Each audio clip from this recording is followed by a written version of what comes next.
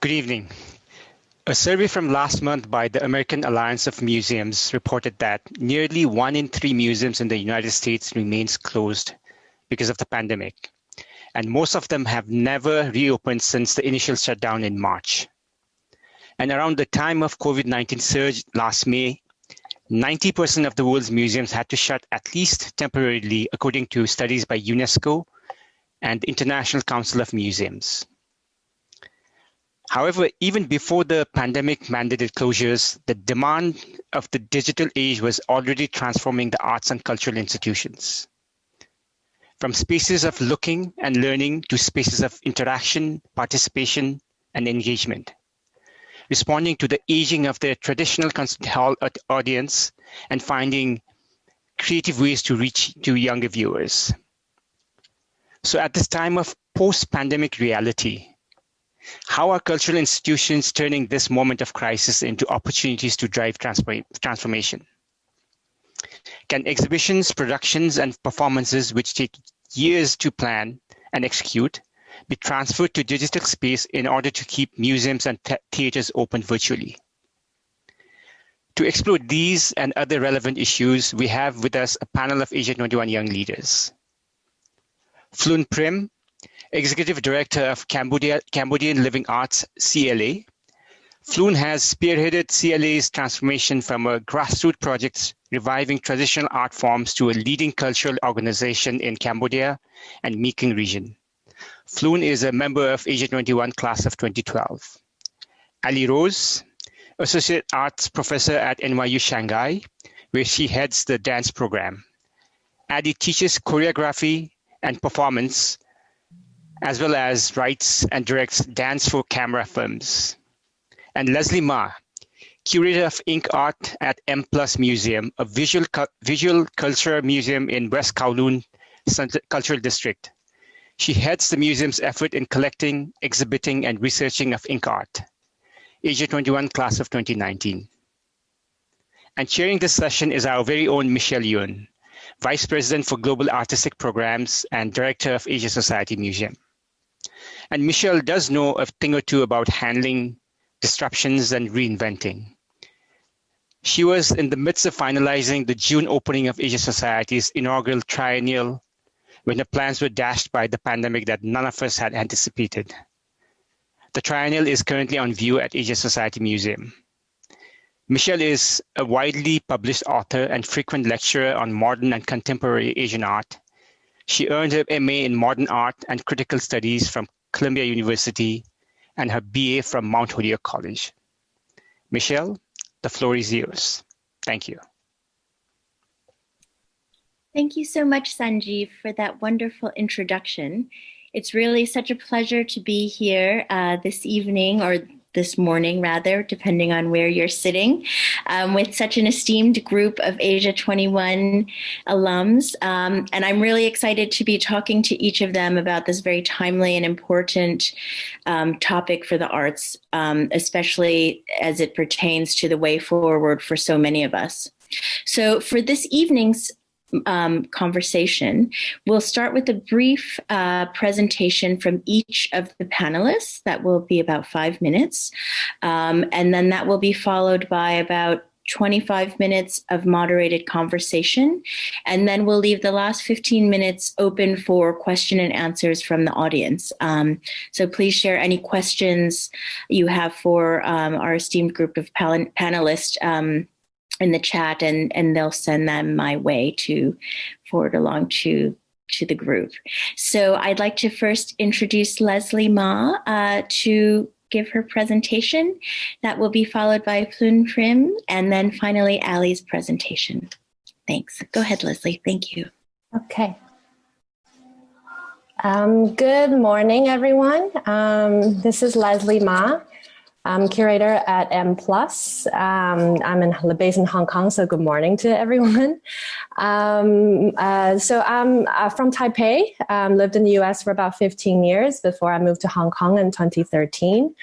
And my role at M+, this new museum, is on ink art. So I probably should talk a little bit about what M+ is. M+ is a museum of visual culture that's focused on 20th and 20th century visual art, design, architecture, and moving image from Hong Kong, Asia, beyond. So it's a very much Asian-based museum in our purview and programming, but we reach out to international audiences. This museum has been planting the seeds since the early 2000s and operating since 2011. So it's actually quite a long gestation period for this very ambitious museum built on the West Kowloon Cultural District. The building design here you see on the top bottom left is by Herzog de Meuron, the renowned Swiss architectural team, building this first modern and contemporary institution in Hong Kong, hoping to attract a lot of visitors from not only Hong Kong, mainland China, and the Chinese-speaking region, as well as internationally. Here on the right, I show a little bit of the physical breakdown of what the building will look like with exhibition spaces, research center, learning center, and so on. So you can see this is a space that really hopes to have a lot of physical interaction with our visitors, not only with the exhibits that we have, programs that we have, but also with one another. So Hong Kong has been hit by COVID like everybody else, maybe a little bit earlier than the Western Hemisphere. So from around February through April, our museum, we actually do have an operating space called the M+ Pavilion, where we had put on exhibitions about 4 times a year. Because of the COVID, we had to close down the space. However, we were able to make a lot of things online. As you can see, we've been operating since 2011. We've been doing lacking physical space, like permanent physical space for a while. So a lot of things that we do are actually already online, or not in a physical place, kind of a nomadic experiences. So in that, we kind of are lucky, as we haven't opened that big museum yet. So we could have these more, sort of impromptu and very sort of in response to the current situation. What was really helpful also is that we had lots of international colleagues that were going through these kind of closure and changing their programs to online format. So we had a lot of discussions with our colleagues around the world. I think that was something what COVID really brought. Museums always have this whole this kind of associations and networks together, but I think COVID really strengthened that kind of networking. We talked to our partner institutions or colleague institutions about how to restructure the visitor projections, reset our budget, reset our expectations for visiting situations, and so on. So that was really helpful. But in this slide, I'm showing you the M+ collection. We are collecting institution. This is a snapshot of what we collect from visual art to design, architecture, and moving image. A lot of things that are photography, architectural models, ink paintings, which is what I'm in charge of, and a lot of things from here and beyond. So this is also the biggest resource our museum has during this time. Of course, we want to show a lot of these things in our physical galleries to our visitors. But with this pandemic, we actually have this whole vault of materials to use in order to show to our public. So some of the digital programs that we have, one of which is called How Did You Two Meet? It's not about, so you can see me there with my colleague Pauline Yao.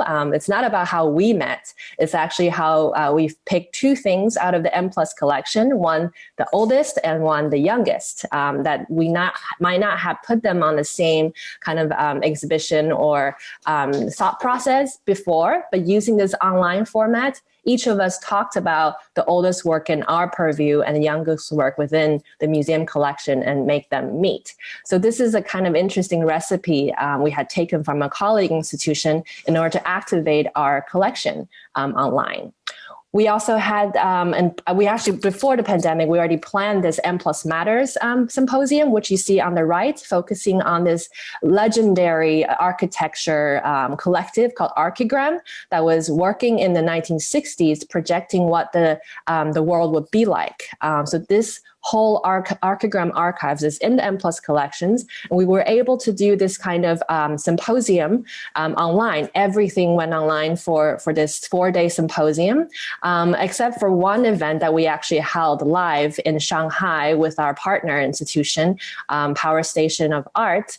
So on site for that event, that symposium at the Power Station of Art, there were about 300 people in attendance, but through the Chinese social media platform Bilibili, there were about 8,000 people around the world that tuned in. Of course, China is a big place, so lots of people tune in through that. But we found out that through this kind of symposium platform like Zoom or Bilibili, we were able to actually reach more people than we had expected if we had it as a live event. So in a way, I'm not going to say that COVID is a blessing, but I think it really helped us find out the potential of the digital platforms and how we, as curators who are very used to handling physical objects and having interactions with objects, to think about how we can talk about the works that we feel so passionate about and how to share that with audiences that might not have the immediate chance to see these things. So that's my brief introduction of what I do at the museum as a curator and what we've been thinking about to enlarge our audience space. Thank you, and thanks for having me. Excellent. Thank you so much, Lesley. That was wonderful. I look forward to talking about some of those issues that you raised. So now we'll welcome Phloeun to give his presentation. Hi, thank you, Michelle, and hi everyone from the Asia 21 Network. So I'm based here in Phnom Penh, Cambodia. So I run this organization called Cambodian Living Arts, which is a non-for-profit organization.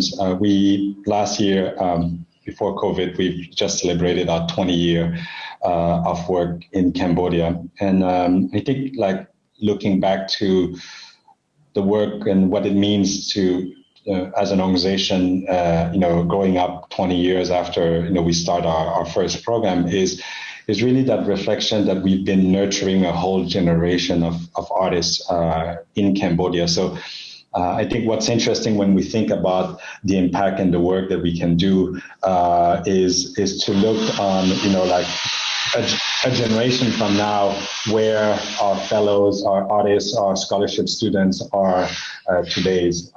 So we began 20 years ago with a simple, modest beginning on simply trying to restore lost traditions, mostly oral traditions. And we begin by finding masters and artists who survived the conflict that Cambodia went through in the 70s and try to reconnect them with a younger generation. The first decade of our work really had focused on the traditions, really like bringing back Cambodian identity, but through traditions, because it was really important for the younger generation, and especially looking at their own identity, how they can reconnect with their roots. And for the past decade, we really shift our work to look to from the traditions to push the young artists to express and create new work. Somehow some out of those traditional art form, and some really today is really their own contemporary expression. So over the last 20 years, we've worked with hundreds and hundreds of artists and communities also. Recently, the last few years, we worked also on a whole national program on arts education. So initiating the first arts education program in public schools. We are focusing on teacher training, curriculum development, so that we can prepare the first generation of arts educator in the public system and public education system of Cambodia. So this really speaks about the work that we've been doing here in Cambodia. And of course, we've toured some of the work that we've done in Cambodia around Asia and around the world. We run also really interesting program, which somehow I think I've been inspired also by my Asia 21 class in 2012 and the leadership program. And so in 2013, in fact, we began our own leadership program in nurturing young fellow leader here in Cambodia. So it's been running now for the past 7 years. And we have about 40, 50 fellows that have been through our program. So we take a cohort of about 5 fellows every year. But I think why I said it really what had inspired me with my own experience with Asia 21 is also like the impact that artists can do to society. And it's where I think our work and our interest is really the intersection of arts and society and development. The past 3 years, I think for people here that are listening within Asia, is we have expanded our program. In fact, from the leadership program, we felt a need to connect with the region more. I think, like many of us, we because of the financial power, there's a lot of exchange between Asian artists and the West, so Europe or America. But we found out that there had been not much exchange within the region. So we decided to take that on our own and started the Mekong Cultural Hub, which is a sister organization from Cambodian Living Arts, focusing on the Mekong region plus Taiwan. So it's Myanmar, Cambodia, Thailand, Vietnam, and Laos. And it really bringing arts practitioners from the region to collaborate artistically and professionally. We also initiated a whole Southeast Asia leadership program inspired by our Cambodian model, and now really expanding our work within the region. So I'll speak more later on around like the impact of COVID and what that happened, but this is a short presentation of what we are doing here. Excellent. Thank you so much, Phloeun. And now I'll invite Aly, our final presenter this morning, rather. Thank you. Thank you for having me. As the class of Asia 21 2007, I'm very honored to be remembered.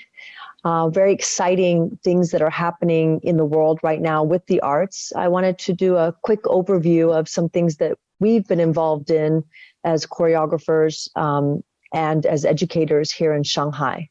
The first is at NYU in Shanghai. A lot of our students were not able, who had gone to study at NYU in Abu Dhabi or NYU in New York, were not able to stay in those countries and came home to China. And as such, we now have over 3,000 students who are based, they're domestic mainland Chinese, who will maybe not be able to go back to those campuses, and we are accommodating them. Most of our classes are online and are through hybrid classes. And we offer this as a way that all students who are not able to come onto the campus or who are not able to take classes physically will then be able to join in.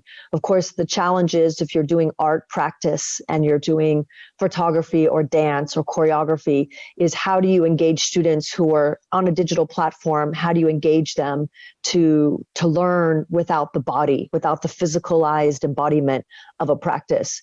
That still remains the challenge. However, many of the students who have grown up using their cell phones are able to use the cell phone to film and document their work in very creative ways. A lot of our students are asking the questions if we want to raise up a society of global citizens and we want to create a society where people are welcoming each other. Then how come the governments won't allow the people to come back in and to go to school? I mean, the question really is a political question, as if we as artists or we as an educational facility, educational institution are fostering these values, why aren't nations doing the same? And I just leave that as a question for everyone to think about. The next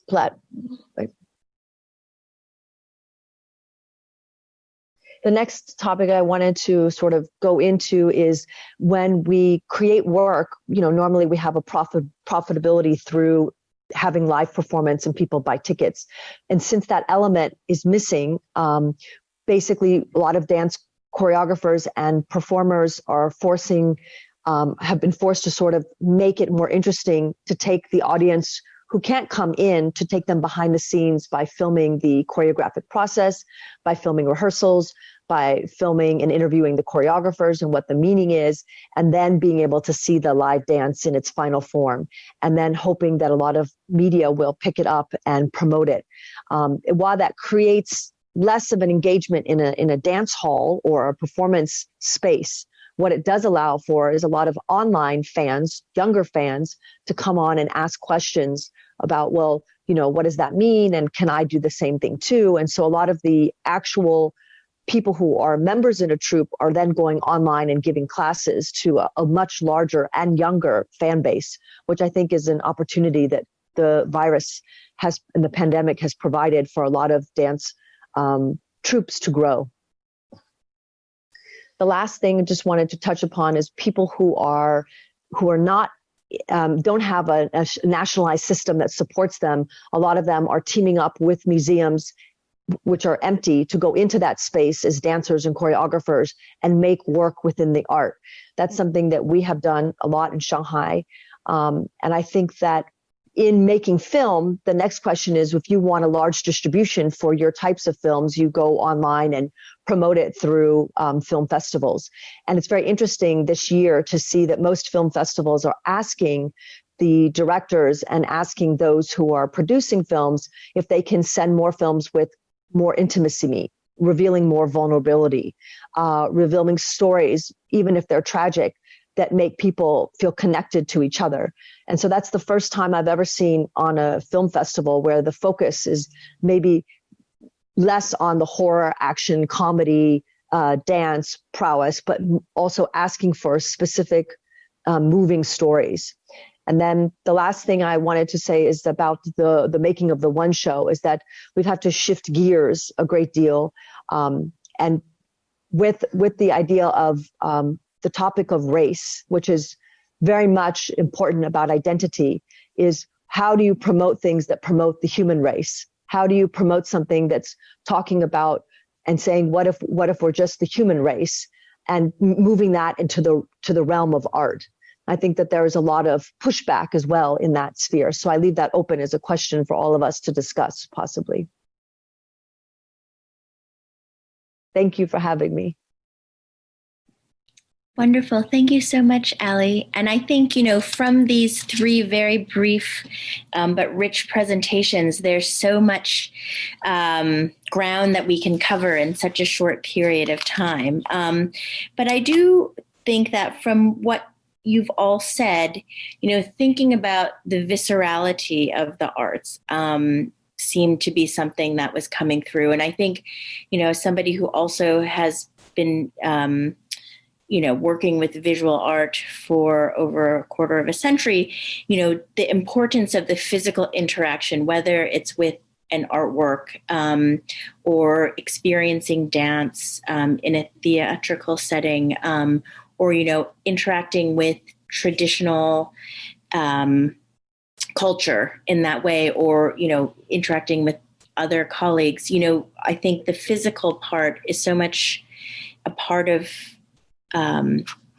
all arts. And so I think historically that has been a reason why the arts has not been so maybe immersed in the virtual sphere. And I wonder how in your respective practices and through your organizations, you've reconciled kind of working in this virtual way. I mean, I think you've touched upon it in your various presentations, but I think it's challenging to really convey the power of, a dance performance, perhaps, or, the kind of tactility that you can sense visually when you're in the presence of a sculpture.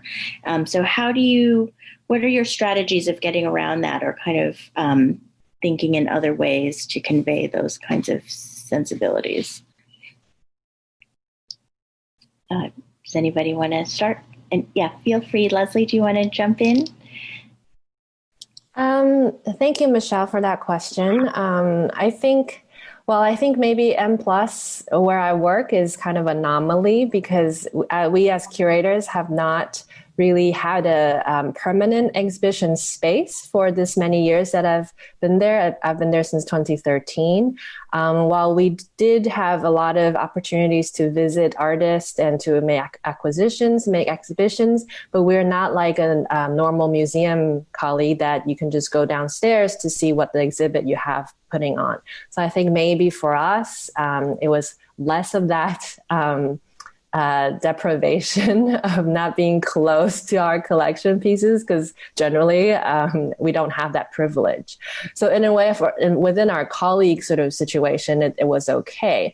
But I think in a way to present it to our audience, we really heavily relied on these kind of virtual platforms. However, I think for flat works, photography, paintings, we have a lot of digital works. Those are easily translatable through these online platforms or programs. The hard ones are actually the screenings. Yes, you can screen those videos and performances online. Of course, it's very accessible, but I think sometimes it is the spatial relations that you have with those materials that's very important. Or, when you put together paintings or exhibits, there's a certain logic and certain kind of experiential sort of cadence that you want to achieve for your audience when they're in this space in relation to different objects. Those are hard to really replicate. But I think that all our online efforts are not trying to replace that kind of tactility or the kind of spatial understanding that we want to convey through our exhibition space. I think it's more as a supplementary method in order to produce this kind of temporary ways of interaction. Because I think in the end, for museums, we still hope that people will come to the space, no matter what the situation is. Of course, our expectations are lower. I think before we open, I think this time last year, we were projecting that, we hope to have about 7 to 8 million visitors per year. But now you look at that number, you just thought, where are all these people coming from?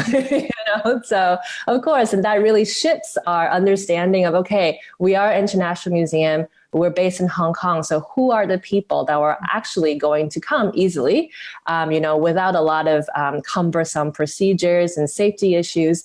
And we really rethink how we program, how we serve our local public as well as our international public. I think that's more strategically, we change the way we think. But I think the fundamental relationship that we build with the collection objects or artistic or aesthetics objects are still hopefully fundamentally the same. Mm-hmm. Thanks, Lesley.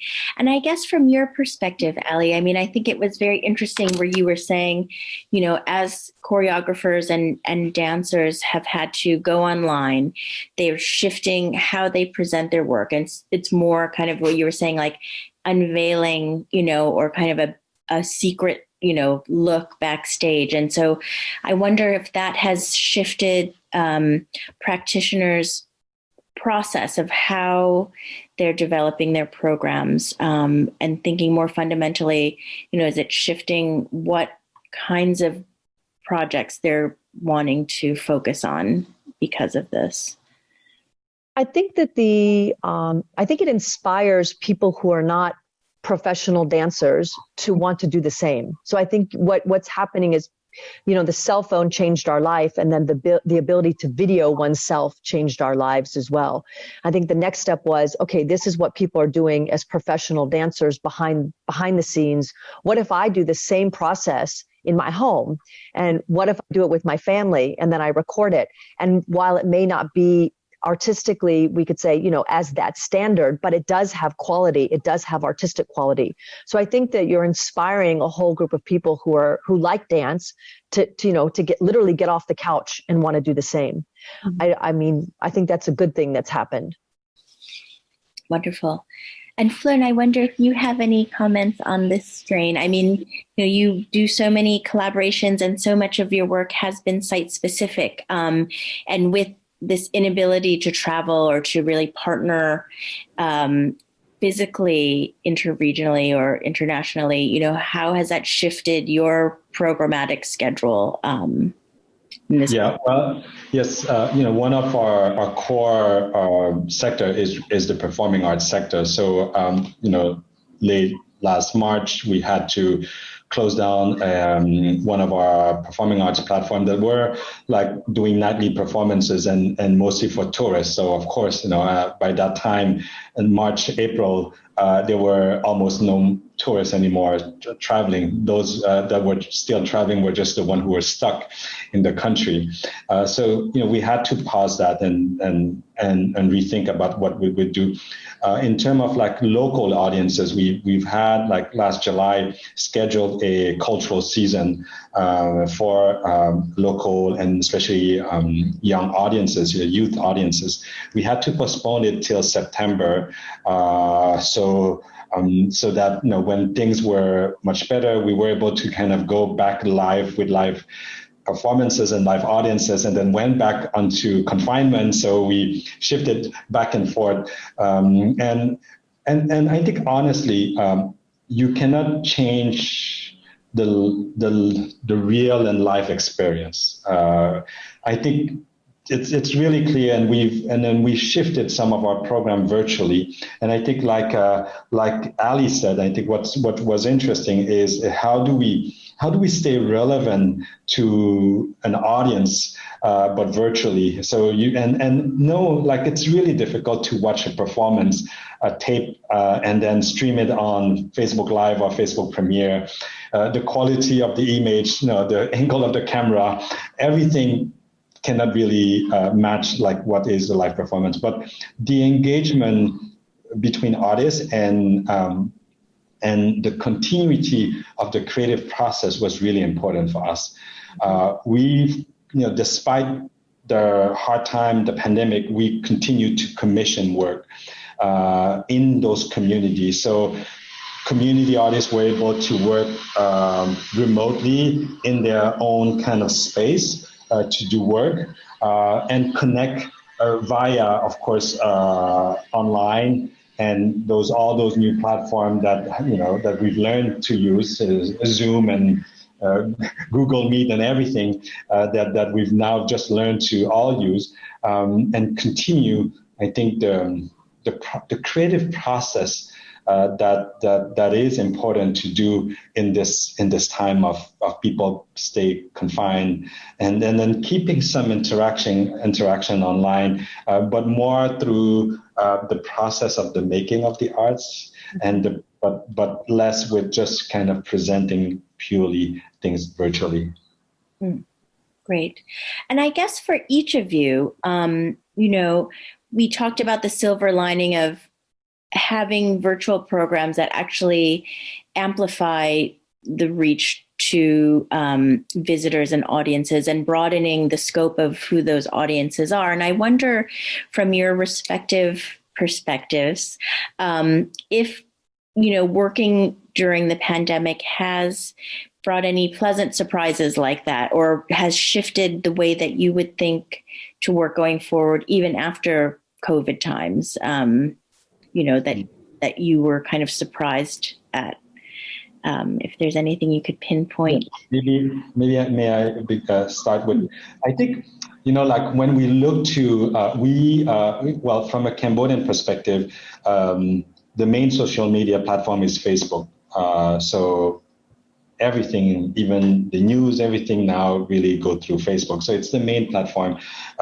People here are not used to necessarily browse and go to website and register for streamlined things. So we have to use them, like we can think that there's like a really broad outreach with Facebook, but one of the main challenges is the focus. People will browse, will go through Facebook, see a video for a few seconds and move on.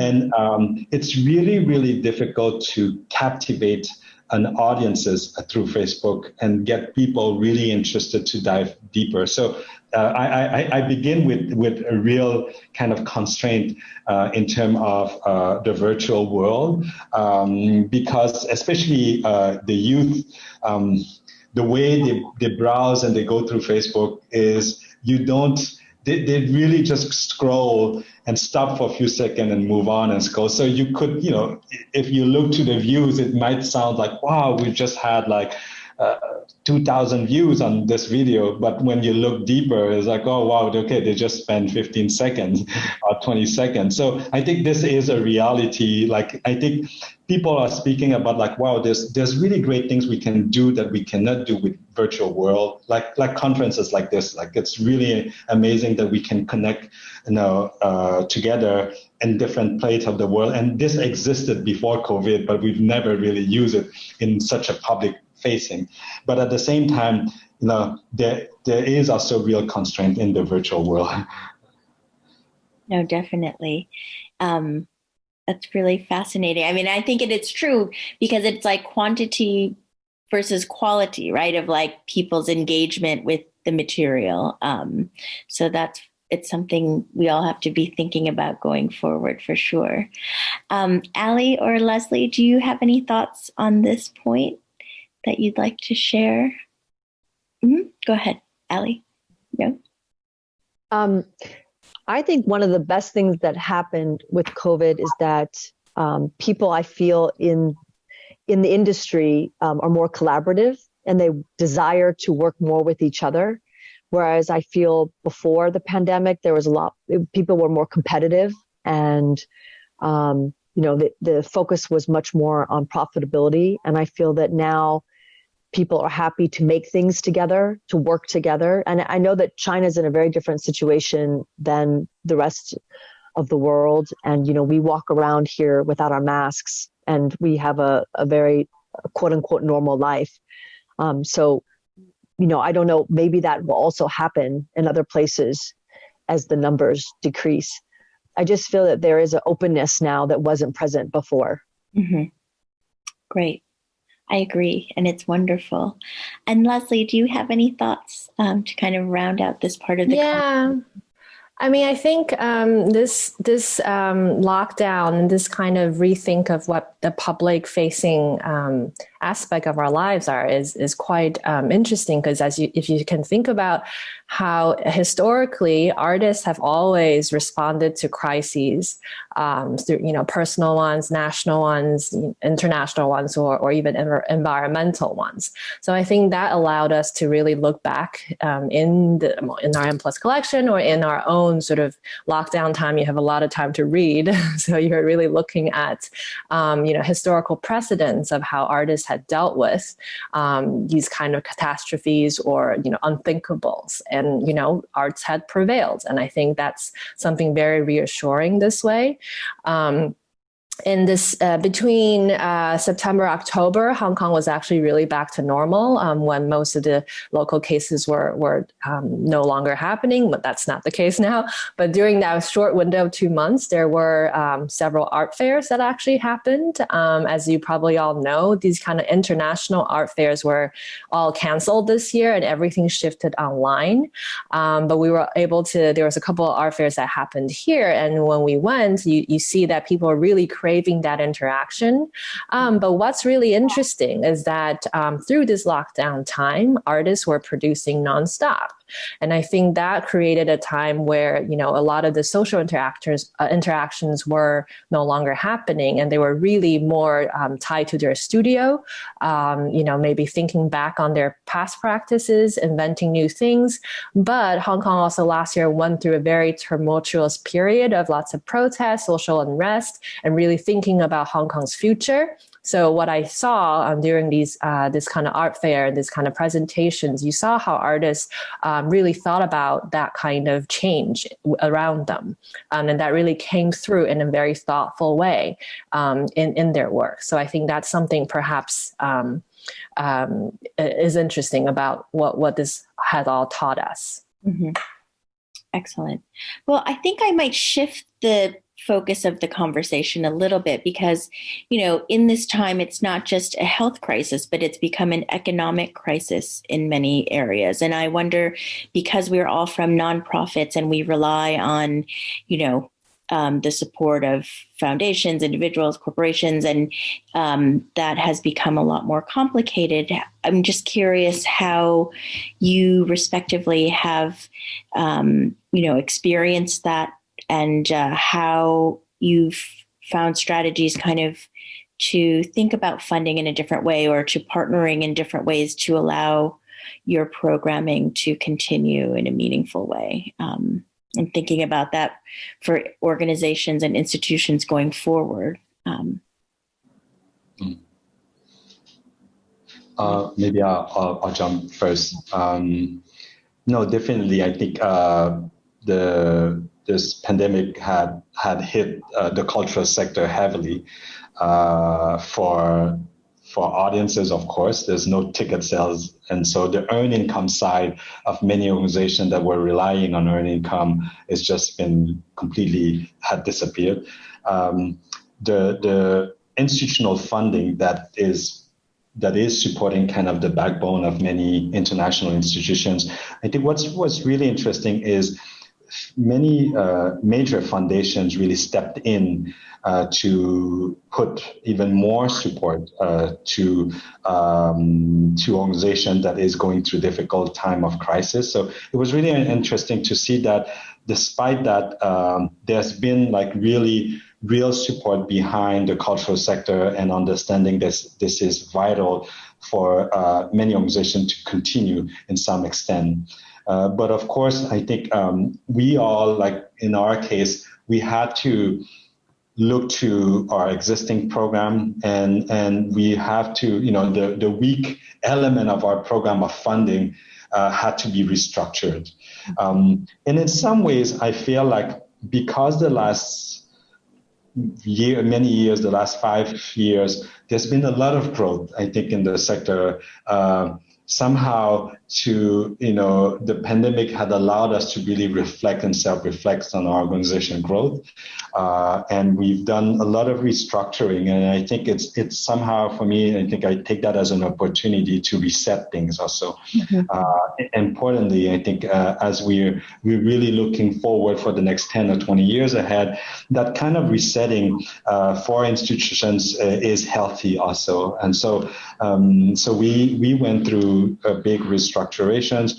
And of course, it's a difficult time, especially for artists that are not part of more like formal framework or belonging to institutions that still have funding. So the informal sector in the art is suffering dramatically, and they don't necessarily receive governmental support or NGO support. So they had to rely on kind of self-sustaining ways of redirecting their work on not necessarily being creative, but working on different spaces and work to earn income in some ways. So I think acknowledging that the informal arts sector had suffered tremendously with the pandemic. Mm-hmm. Thank you, Phloeun. Lesley or Aly, any thoughts on this front? Just quickly, I think, yes, we're also hit by the same wave of cuts. We're majority government funded, but of course, government has diminished their support as well, just overall, not just in the arts. So it's been a trying several months for us to really rebudget our programs, rethink the cadence of exhibitions and programs. And I think that's, in a way, maybe a good thing. Sometimes I think Michelle probably has shared the same thoughts, like, do we really have to make that many programs in a year, right? So I think this is really a time that we all really think hard on what's actually necessary and what will actually help us. In the long run, I think we had a lot of planning for so-called blockbuster exhibitions, which are more costly to make. So then we have to rethink how many of those do we need, but then we also need to think about ticket sales for some of them. So it's a lot of balancing priorities and thinking about what's absolutely necessary. Luckily, we didn't have to lay off anyone, and we're actually hiring because we're opening next year. So anyway, it's somehow it's kind of normal here, but of course, like the reality of things, we do have to reshift a lot. And I think in a way, I mean, to both of your points, even though it can be quite painful and uncomfortable, I think it has really forced people to reconsider their missions and to really get to the crux of of the identity of their organization. Like, what is my purpose? Who is my audience? What is kind of the priority in terms of the way forward? And I think in some ways, even though, again, perhaps it won't be sustainable for some organizations, but I think those that will remain will be stronger and will be able to, serve their core mission in a more fundamental and powerful way. Aly, any thoughts? I mean, I know NYU is much different because it is a global organization, and so maybe it may not have the same issues. But I'm just curious if you have any thoughts, or with your own program. Well, the one show, basically, we went back to all the students and said, "Would you like to be involved, as a paid intern to work on the animation for all the aerial choreography?" And so that involves the students from NYU in New York and our IMA students here in NYU in Shanghai. And that means middle of the night, a lot of work getting done, which is, their daytime, our nighttime. But basically, I mean, because I'm not working or running a nonprofit, I would say that I'm still part of an educational institution that is very supportive of its faculty making and producing art outside. So for that, I'm very grateful. Excellent. Wonderful. Well, I hope that we will, and I believe that we'll all be better for going through this experience together. And, it will be interesting to see how everybody comes out the other end. We have some time for a couple of questions. So there's some questions from the audience. So the first question I'm going to read for the group is, now that with museums and art organizations having to turn to innovation to keep the doors open, how did the panelists think that the visitor satisfaction and kind of the success of visitor participation should and can be measured beyond Instagram comments to remain relevant and sustained? So, I guess metrics, like thinking about the new metrics of how we judge success. If any of you want to weigh in on that.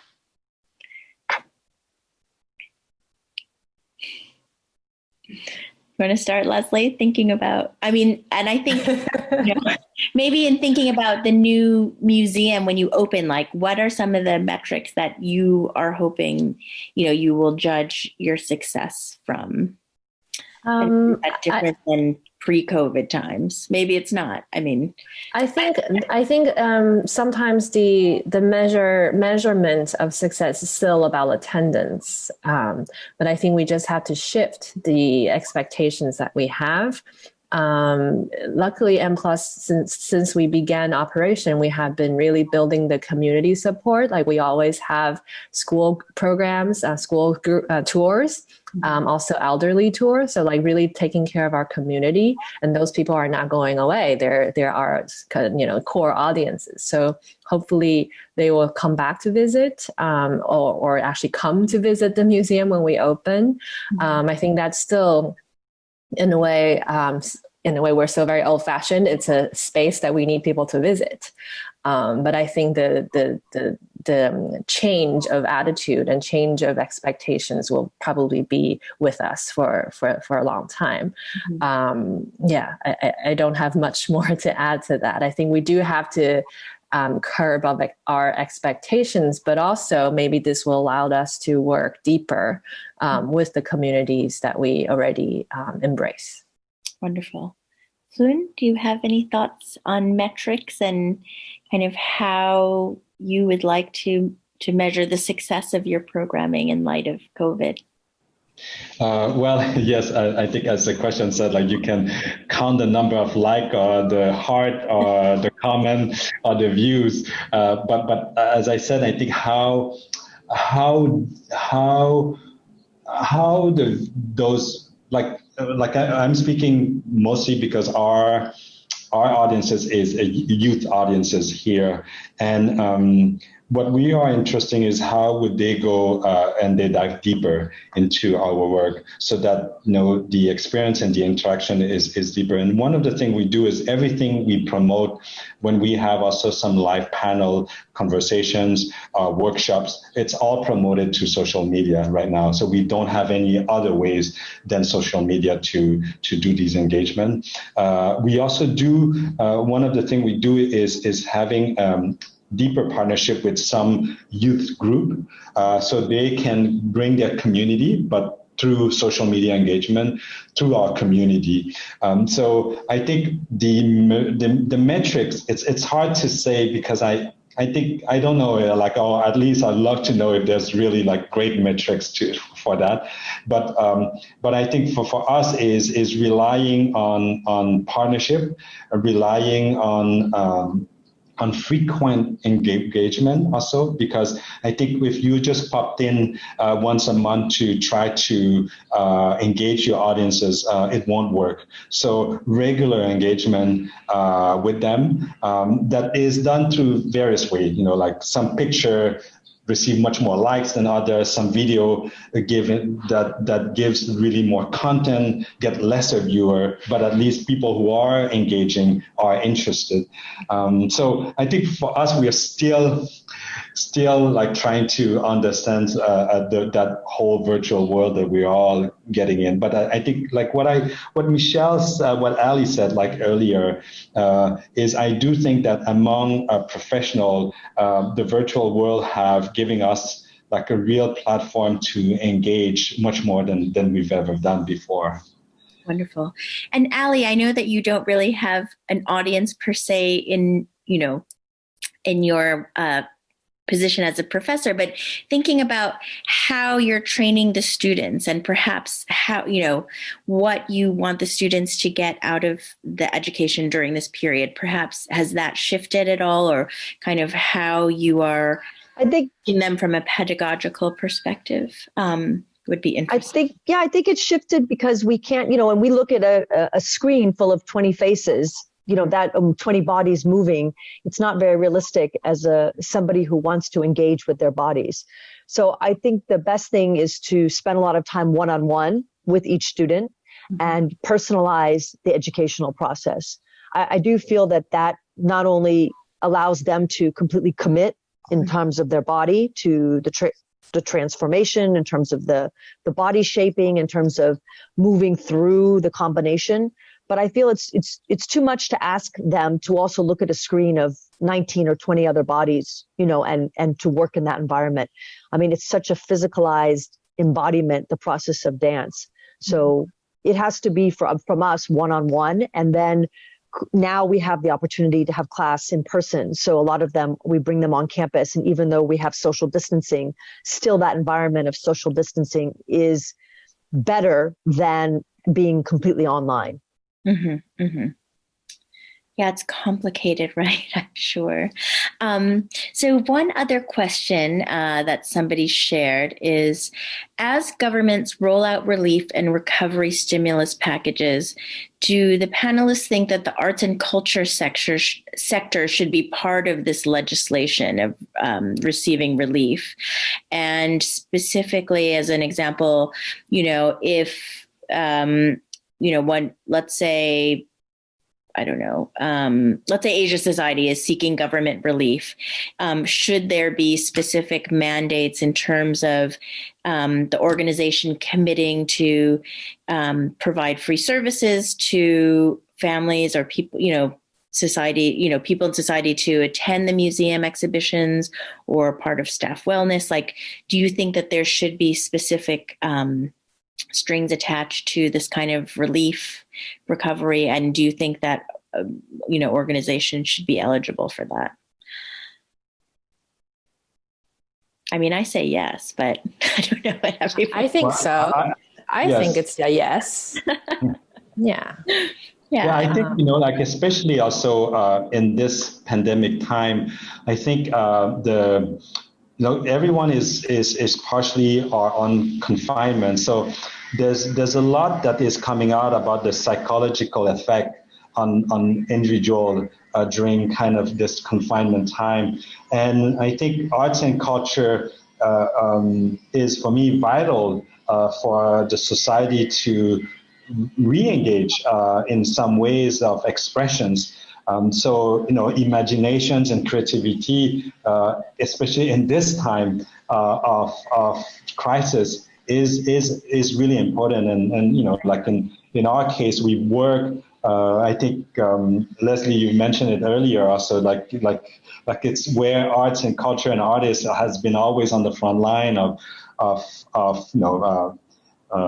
helping the process of healing, helping the process of resettling people's engagement one to another. So I feel like it's definitely essential at this point of our society and of our humanity.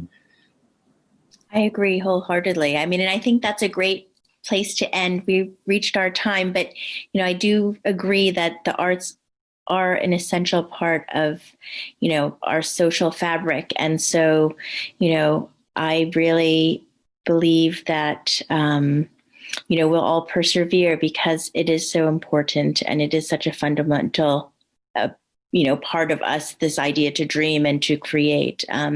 So I thank all of you for your thoughtful insights and for sharing aspects of your work right now and how you're coping through this very challenging time. I look forward to continuing our conversation and looking forward to what you will be sharing with the public and your communities going forward. So thank you all. Thank you so much, Michelle and Sanjeev. Thank you for having us. This is wonderful. And it's really nice to see all your faces. Yeah, definitely. Thank you, Sanjeev, for hosting. Thank you. Echo everything you said. And, I want to go back to Michelle's last point and Phloeun's, right? The healing power of art in times of crisis. And we talk about art as a panacea in times of crisis. So, there'll be a day when we can go back to the museums to watch the live performances, and until then, stay safe. And thank you again for a wonderful conversation. And COVID-19 is definitely not a blessing, but Lesley talked about the silver lining. Speaking of which, now stay tuned for the next session, which is Silver Lining, ? Role of technology and innovation in COVID-19 response and recovery work. So thank you again and stay tuned. Thank you. Bye.